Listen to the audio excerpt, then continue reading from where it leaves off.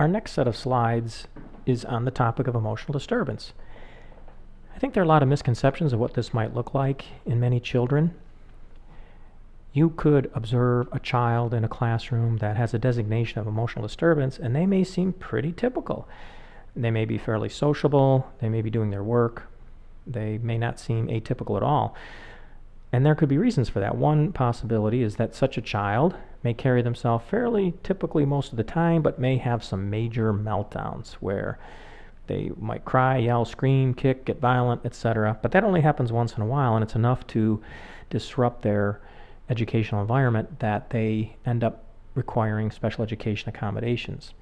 Another type of child that might fit that scenario would be a child with anxiety or depression. And that's not as obvious to spot in children, but that may also interfere with their ability to function in school. With that said, the majority of kids that we would consider to have emotional disturbance are children who routinely show behavior that is problematic multiple times throughout the day, and they're difficult to manage. They require an IEP for the purpose of management, as well as for maybe specialized instruction to help them with reading, writing, and math. Now, you could actually be pretty far along in your development of reading, writing, and math and have pretty average scores in performance and still be considered to have emotional disturbance. That's not common, but it can happen if the child is having a difficult time adapting to the educational environment, and an IEP is required for them to function in that environment. Here are a few basic facts. Depending on which year, etc., federal statistics show that about 6 to 9% of children with disabilities have the designation of ED, emotional disturbance. I can't emphasize enough, because I know this seems to come up on the tests, this is not 6 to 9% of the total population of students. This is 6 to 9% of kids with disabilities come under the category of emotional disturbance. Here in New York State, we use the term emotional disturbance, and that is the term used by federal law. But in other states, they may have different terms, such as severe emotional disturbance or behavior disorder, or EBD, emotional and behavior disorder. Now, the DSM, you've heard me talk about this before, the Diagnostic and Statistical Manual of the American Psychiatric Association, we're now in the 5th edition, that has a whole list of different types of psychological disorders, many of which can affect children. But to be considered to have an emotional disturbance doesn't mean you need to align precisely with any one of the diagnoses in the DSM, although many children that end up with a designation of emotional disturbance do align with one or more categories in the DSM. Also, it is more common than not, that these children have overlapping learning disabilities. Let me explain what I mean by that. It's very easy to assume that because a child has emotional disturbance, it's the emotionality that is getting in the way of them learning. While that can be the case, more often than not, these children have learning disabilities as well. But because the emotionality and the behavior problems are so much to the forefront, emotional disturbance tends to be considered the more appropriate designation in such cases. But the reality is that research has shown, and I certainly found out in all my years working as a school psychologist, that most children that carry the designation of emotional disturbance show the characteristics of a learning disability. So we haven't gone into this in a lot of detail, but some of the common characteristics of kids with learning disabilities include difficulties in working memory, phonological awareness, maybe language or vocabulary skills, and several other common problems that interfere with learning to read, write, and do math. And many children with emotional disturbance have these similar problems that have nothing directly to do with one's emotional status. So in many cases, not all, but in many cases, kids with emotional disturbance are children who have emotional issues, but they go to school every day, and what they do in school is very difficult. Where a child with a learning disability may have the same struggles, but don't have the emotional element that kind of overlays all of that. So the DSM-5 lists a number of disorders with kids. For example, autism. Asperger's is no longer part of the DSM-5, but any child who historically had that designation is more or less grandfathered in, and that comes under IDEA. But autism was not always under IDEA. It didn't come into IDEA until, I believe, 1990. ADHD is not considered an emotional disorder either. However, a very large proportion of students with the designation of emotional disturbance also meet the criteria for ADHD. Tic disorders. Now, just to recap what I said earlier, just because you have one of these DSM diagnoses does not mean that you qualify as a student with ED, emotional disturbance, excuse me. But a tic disorder there are different kinds of tics disorders. There's motor tics. They're usually facial in nature. It could be a winking, blinking, movement of the mouth or cheek. It could be a little bit more toward a gross motor thing where the whole head might move or tip, shoulders might shrug, and the child is typically not aware of this. There are also vocal disorders, vocal tics, and that's called a vocal tic disorder. Those can be two different diagnosed disorders. The most common vocal tic is a throat clearing or a grunting of sorts. For some reason, and I don't really clearly understand this, but for some reason on some TV shows and movies, they find it amusing when people have what's called, very, very rare, what's called coprolalia. And that's where they blurt out profanity and don't even seem to notice it.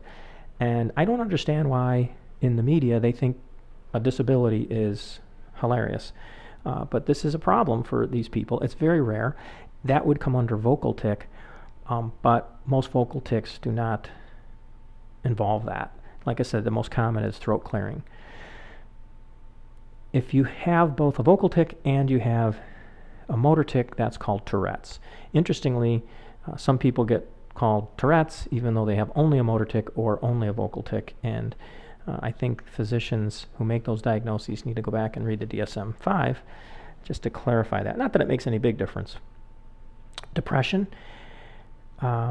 Interestingly, when we look at the IDEA, the law, you will see that one of the features or characteristics that may go along with emotional disturbance is depression. Schizophrenia, this is interesting because historically there was pretty wide acceptance, and I'm talking back in the 50s and 1960s into the early 70s. There was sort of a sense that there was a childhood version of schizophrenia. And there seems to be some clinical evidence that such a phenomenon exists. It is extremely rare. Typically, schizophrenia does not manifest itself until an individual's in their early 20s or mid-20s, sometimes even earlier than that in the late teens. But way back into childhood, probably not in most cases. So some of the types of characteristics that were thought to be childhood schizophrenia, when we look back, we realize that was autism. Autism was not well defined back at that point. They did have Kanner syndrome, etc., and not that much was known. But most kids that historically would have been considered to have childhood schizophrenia, we would now recognize as having autism. Some sort of anxiety disorder, including various phobias. I don't recall too many phobias that resulted in a designation of emotional disturbance, but some kids can have anxiety disorders that affects their concentration, affects them socially. Now, here's a partially drawn graph. We'll get this all up here. Okay, here are some additional disorders listed in the DSM. One is called oppositional defiant disorder. I'm going to just get them all up here so I can complete the graphic here. There we go. Oppositional defiant disorder is when a child seems to very directly resist authority, whether it's parental authority or whether it is a teacher, a principal, etc. And they just seemed obstinate, you might say. As it turns out, the vast majority of kids, not all of them, notice the the non-overlapping portions of this graphic are purposeful. Not every single child that meets the criterion for oppositional defiant disorder also meet the criterion for ADHD, but most of them do. Conduct disorder is actually a euphemism. So a euphemism is a polite way of saying something.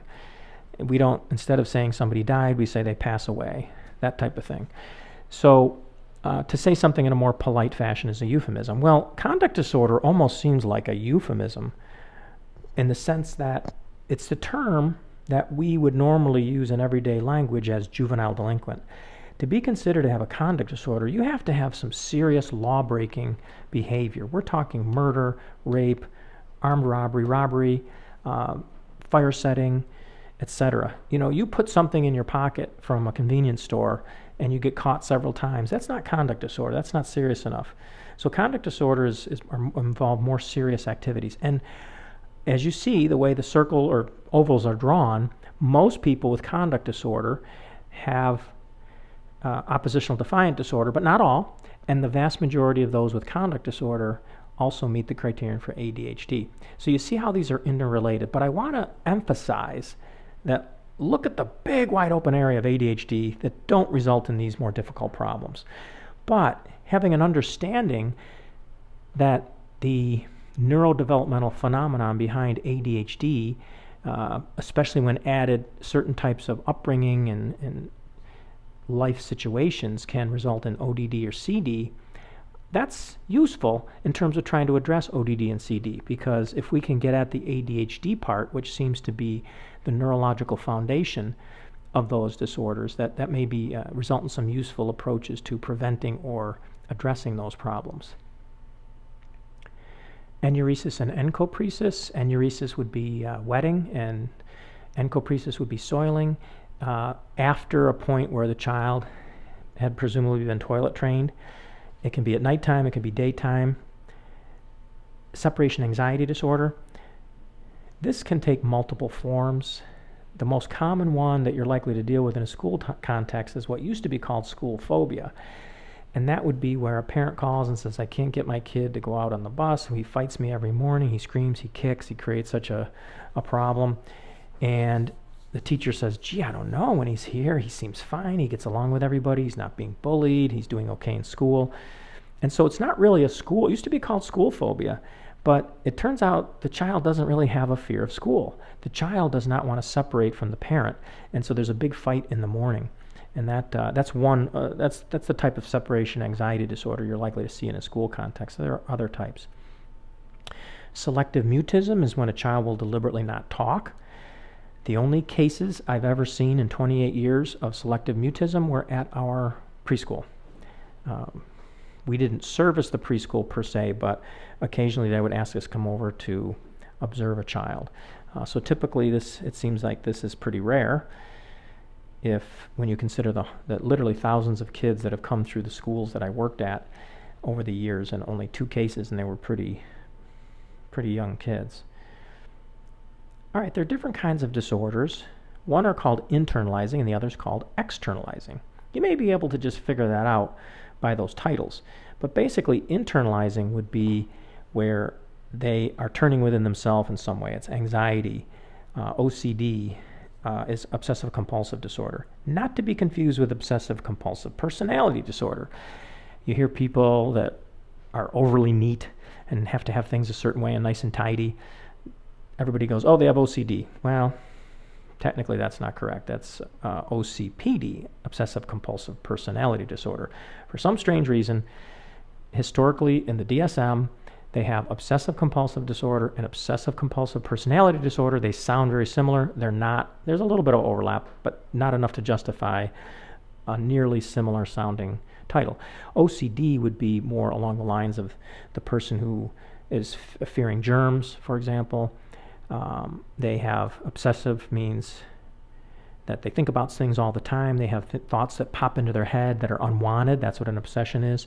A compulsion would be where they act to try to reduce the anxiety that result from those obsessions. That's why some people with OCD, if they have a germ fear, which is one of the most common, they will wash their hand hands 60, 80, 100 times a day.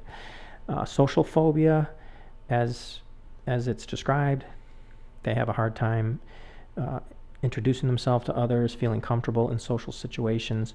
Generalized anxiety disorder is sometimes more difficult to nail down because the child has anxiety across multiple domains and multiple types of things. And then specific phobia can refer to anything from fear of heights to fear of spiders, fear of snakes, etc. Not just a fear, but a phobia.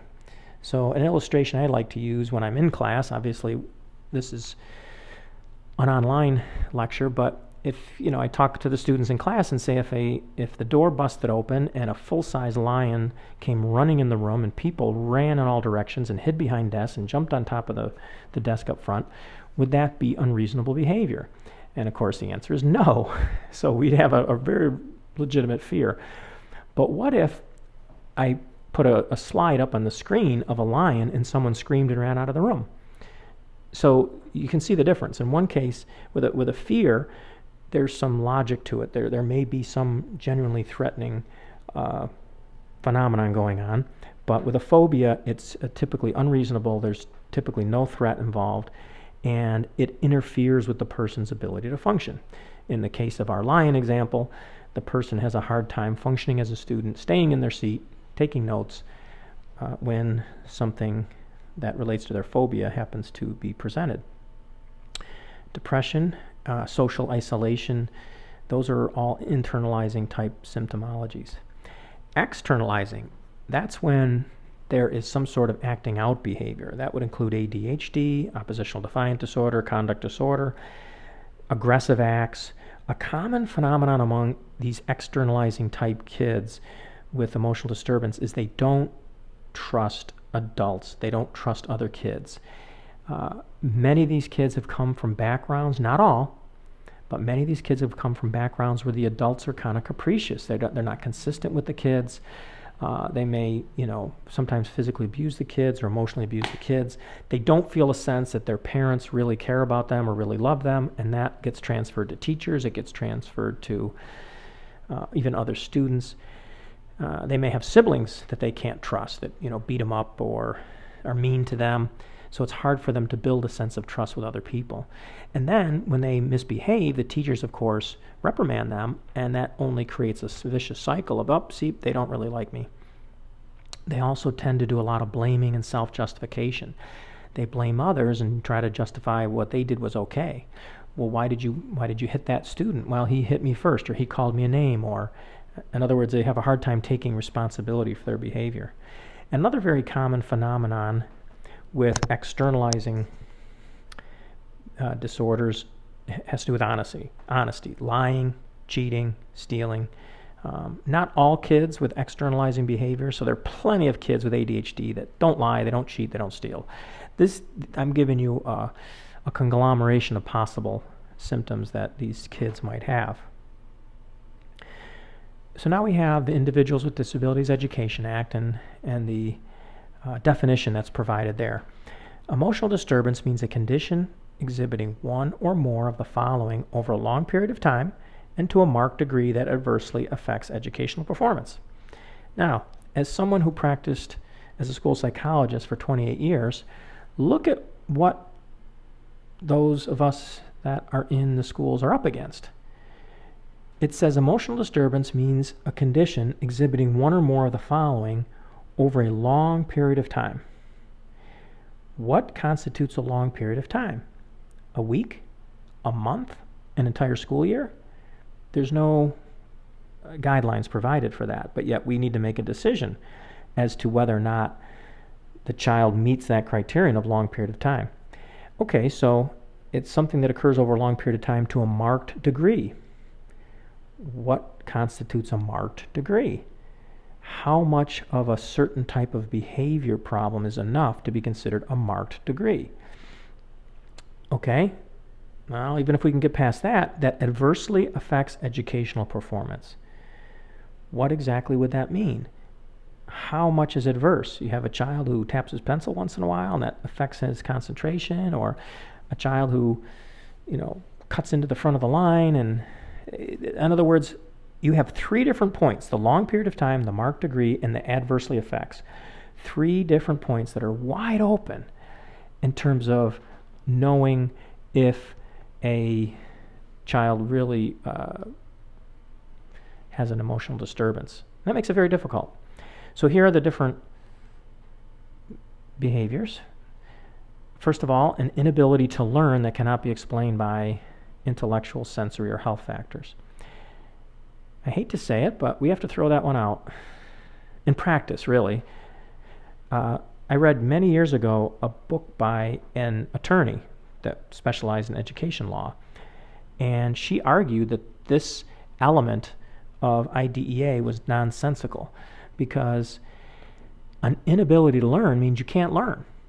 It doesn't say a difficulty in learning that can't be explained by those other factors. It says an inability to learn. So basically, if you have a child who's been in school and he's in 6th grade, he still can't even identify the letter A, and he can't add 2 plus 2. He's been in school and he has been incapable of learning. Well, that doesn't happen. So this is a problem. Even though we can't ever use this one, because, and by the way, this attorney said we can't work around it by saying disability or difficulty, because that's not what the word said.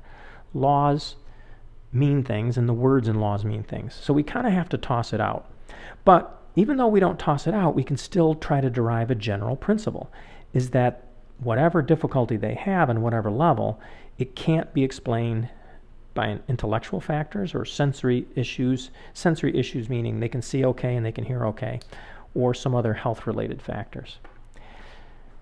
So it's only the remaining 4 that are legitimate possibilities for making this diagnosis. You only need one of these 4. You don't need multiple items. An inability to build or maintain satisfactory relationships with peers and teachers. This wording has been in the law for a long, long time. It used to be just number 2 through number 5, so those 4 items, and then number 1 used to be part of the definition. So if you attach number 1 to the definition on the previous page, that's how the law used to be worded, and it got changed in 2004, which is the current law. So what does that mean, an inability to build and maintain satisfactory relationships with peers and teachers? I kind of wonder, and I'm just speculating here, that might have referred to perhaps autism years ago when the law was first formulated back in the 1970s. Those children have a hard time building and maintaining relationships with teachers and peers. That's inherent within autism. They have those very severe social compromises. But it doesn't specifically say that, and so this leaves open a fair amount of leeway in terms of defining an emotional disturbance. Inappropriate types of behavior or feelings under normal circumstances. Once again, you kind of think they might have had autism in mind back then, even though that's not the term they used. But perhaps not. That's my speculation. So what constitutes inappropriate behavior? My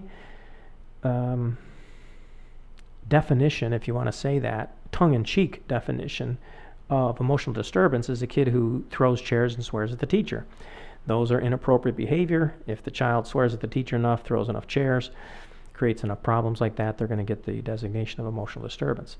So a lot of kids end up being designated as emotionally disturbed under this item here.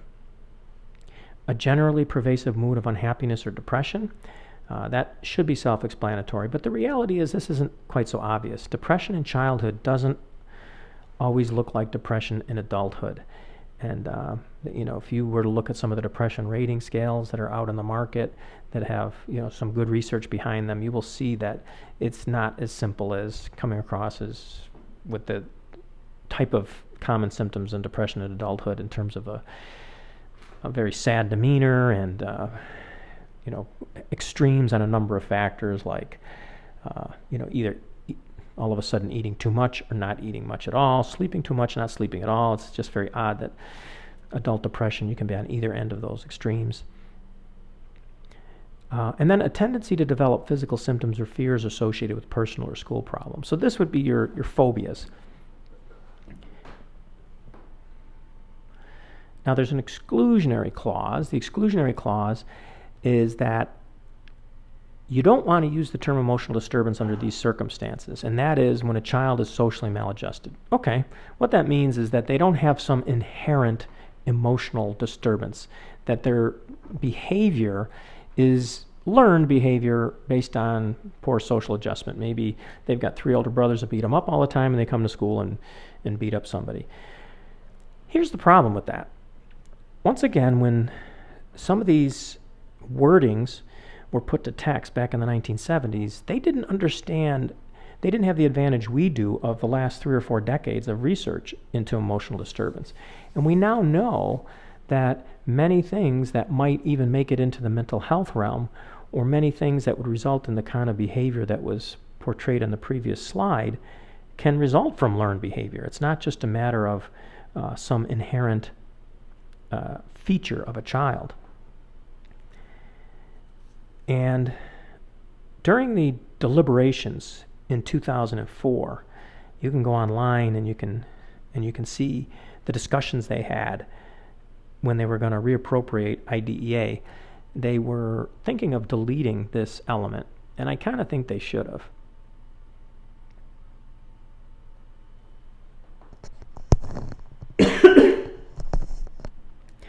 Okay, how do we address kids with emotional disturbance? First of all, there is no one single intervention that's going to work for all kids. That probably comes as no surprise. IDEA requires an FBA and BIP. What are those? FBA is a functional behavioral assessment, and a BIP is a behavior intervention plan. A functional behavioral assessment, unfortunately, the impression I get, I go on the message board of the National Association of School Psychologists pretty often, and so what I'm talking about isn't just my own experience, but it seems to be across the country. Many people look at these functional behavioral assessments as a box they have to check when a child has an emotional disturbance, something that has to be a part of the IEP. That's unfortunate, because a well-done functional behavioral assessment can tell you a lot about why the child is displaying the behavior that they're displaying. And this is most useful for those externalizing types of symptoms. Probably could be used for the internalizing symptoms, but with the external symptoms, the functional behavior assessment can be very useful, because you are able with it to determine the why, and that helps lead to the behavior intervention plan. If I know why a child's behaving, I'm going to turn around incentive systems a little bit. They are behaving that way for a reason. And the behavior intervention plan sort of changes all the incentives and reasons around, and can be very useful. We got a lot of great results out of various behavior intervention plans we've had with kids with emotional disturbance. You don't cure their problem, but you reduce the major symptoms with a behavior intervention plan. Behavior modification and applied behavior analysis. Using a homeschool checklist. If you want to go on to Intervention Central, I don't know if it's interventioncentral.com or .org or .net. It was developed by Jim Wright from the Syracuse City District. Now I believe he's a professor at SUNY Oswego. And many, many, many people have contributed to this. And you can go on there and other places around the web and find some good homeschool checklists. And that's where you narrow it down to 3 behaviors you want to work on, and you list those behaviors and you break up that list. You have actually multiple lists of 3 throughout the day, once for their daily special, once for the morning, once for the afternoon, etc. And they get simple ratings, and that goes home every day. And getting kids to focus on 3 things at once like that throughout the day can be very useful. In another context, I'd go on in much detail about that, but at this point I will simply tell you to go on the web and find some homeschool checklist sites that give you that information. I just know we had great results. Even some kids with very severe problems, we would kind of look at each other after developing our plan, and which often included a homeschool checklist, and wag our head. We'd be like, I don't know if this is going to work. And it would work. So you may need to make adjustments now and then, but they do work pretty well. Another little interesting thing that I thought I'd throw in there is kids in 3rd, 4th, 5th, 6th grade with emotional disturbance, they tend to be much better interacting with younger kids. Most of these kids have some significant social problems. Not all. You may have some kids that have a severe anger issue, and their social skills are actually pretty good, as long as they're not having a meltdown. But more often than not, kids with a designation of emotional disturbance struggle socially. And yet they seem to be very appropriate with younger kids under supervision. You have to be careful about that. So one of the things we've done to reward kids for good behavior is maybe at the end of the day we'd have a fifth grader go down to the kindergarten or first grade and read with the kids. And what a boost that is for those fifth graders, because now you got a bunch of kindergartners that look up to them. They're hanging on every word. They feel like they're doing something. They feel special. They feel responsible. All the kind of things that they don't ever get at home or at school otherwise. Of course, it's supervised, so we don't want a situation where a fifth grader goes down and teaches all the kindergartners the bad words or whatever, but we haven't found that to be the case. As long as the teacher in the classroom is aware of the whole scenario, and it's something that's all planned out, it's a pretty neat intervention. Individual and group counseling can be used for different kinds of social skills groups, all different types of groups that are used in schools.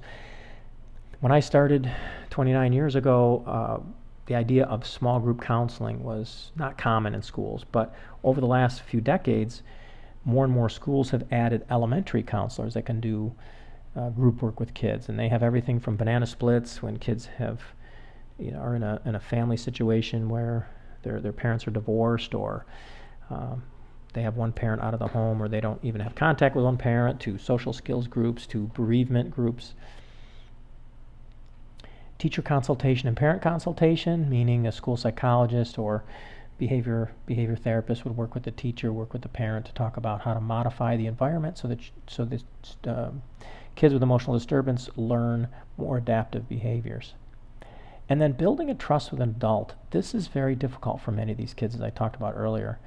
So the adult has to kind of bend over backwards to let the student know that they have their best interest in mind.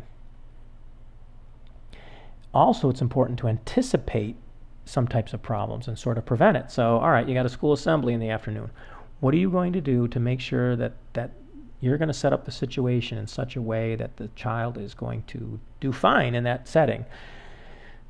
It reminds me of the whole concept of child-proofing a house. So if you're a husband and wife and it's just the two of you, you don't have to think much about this, but then the little baby comes along and then starts to walk around. Everything has to be put up high out of the child's reach. So that's called child-proofing a house, right? You have to go put those little plugs in each of the outlets so the child doesn't stick something in there. Well, same concept. How can I, quote-unquote, child-proof a situation in the classroom? How can I child-proof this? Now, it's not about moving things up, but it is about how do I organize my day? How do I organize where I am at a given point in time? How do I organize my groupings? And a whole host of factors to say, how can I keep it so this child doesn't have some big meltdown?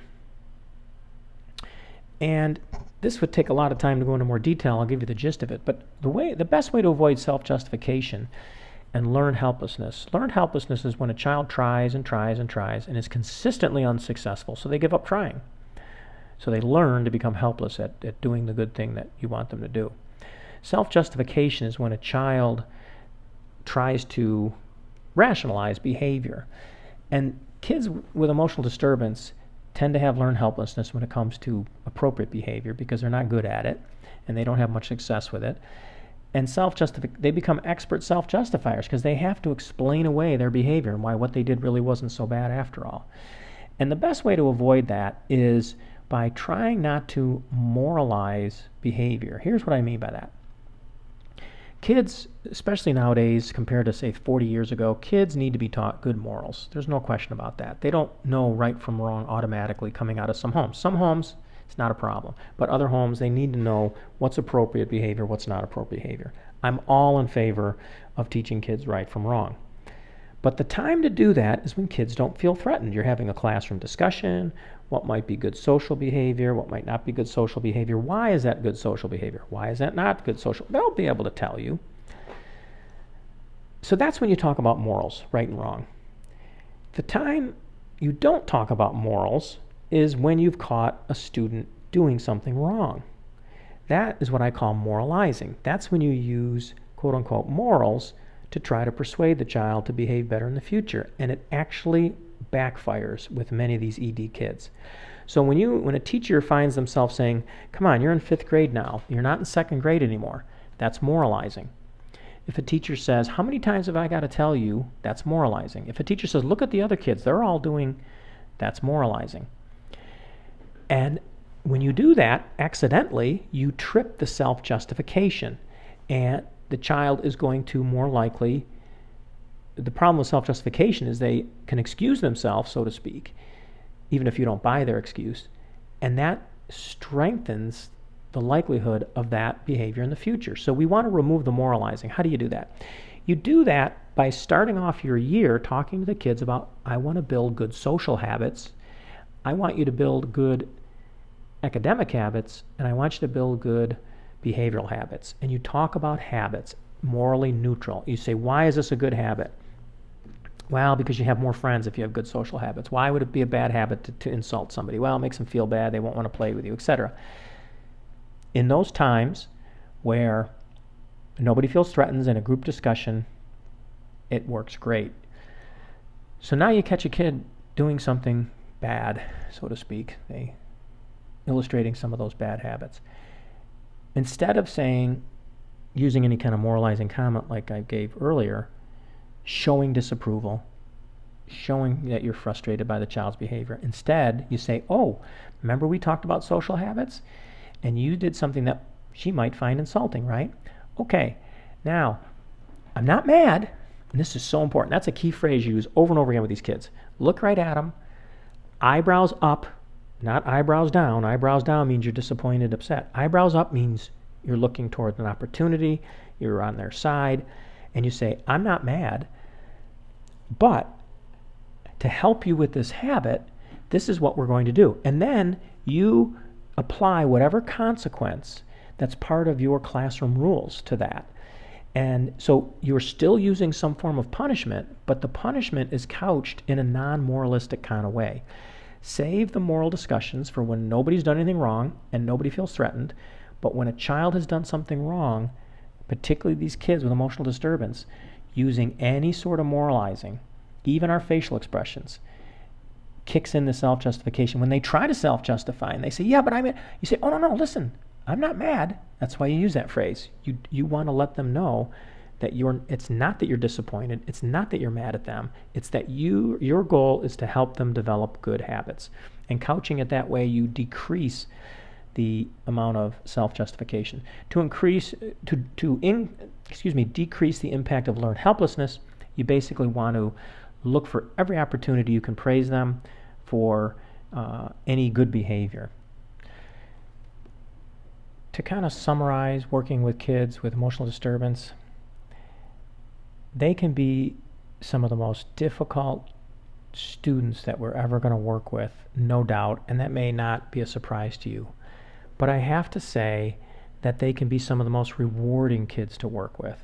And we can make a difference. I've seen it over and over again. I have had the fortunate opportunity to work with a number of special education teachers and general education teachers who were either very good naturally at working with kids with these types of difficulties, as well as being open to new suggestions as research shows some of the most effective ways to work with these kids.